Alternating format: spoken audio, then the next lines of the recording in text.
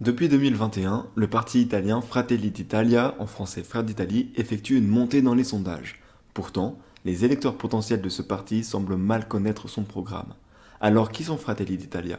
Comment expliquer cette percée dans les sondages? Et surtout, comment se positionne-t-il sur les questions politiques? Retour aux sources.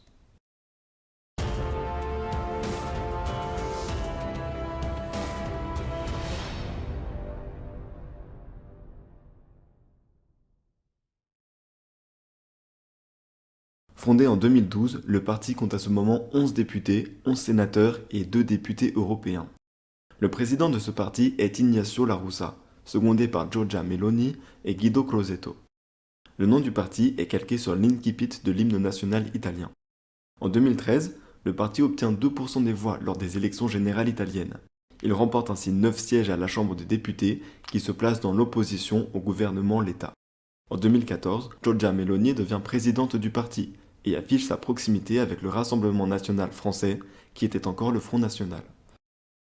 En 2018, le parti obtient 4,4% des voix, avec d'excellents résultats dans le Latium, lui permettant d'envoyer 32 députés et 18 sénateurs au Parlement. En février 2019, Frères d'Italie rejoint le parti des conservateurs et réformistes européens pour avoir plus de chances aux élections européennes de mai 2019. Depuis 2021, le parti réalise une percée extraordinaire dans les sondages. Sofia Ventura, politologue, explique que les catégories de population les plus touchées par la pandémie de Covid-19 se sont montrées mécontentes vis-à-vis des deux gouvernements qui se sont succédés depuis le début de la crise.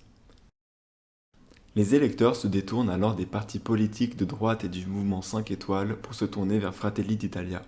Ce parti a en outre su profiter de la personnalité de sa chef de file, Giorgia Meloni. En 2022, le parti remporte les élections avec 26% des suffrages. Passons maintenant à l'aperçu idéologique du parti. Les idées de Frères d'Italie se rattachent au nationalisme, au conservatisme et à la droite sociale. Concernant l'international, le parti se montre eurosceptique, même s'il a renoncé à militer pour la sortie de l'Union européenne. En outre, Frères d'Italie est favorable à l'OTAN. Engagé dans la lutte contre l'immigration, le parti est opposé à l'introduction du droit du sol. Point de vue économique, Frères d'Italie défend des positions protectionnistes et néolibérales. Giorgia Meloni estime qu'il ne convient pas au pays de rester dans la monnaie unique. Le parti voudrait aussi instaurer la préférence nationale dans l'accès à l'emploi et au logement, instaurer une politique fiscale favorable au patrimoine et aux hauts revenus, supprimer le revenu de citoyenneté, un revenu spécial pour les plus défavorisés.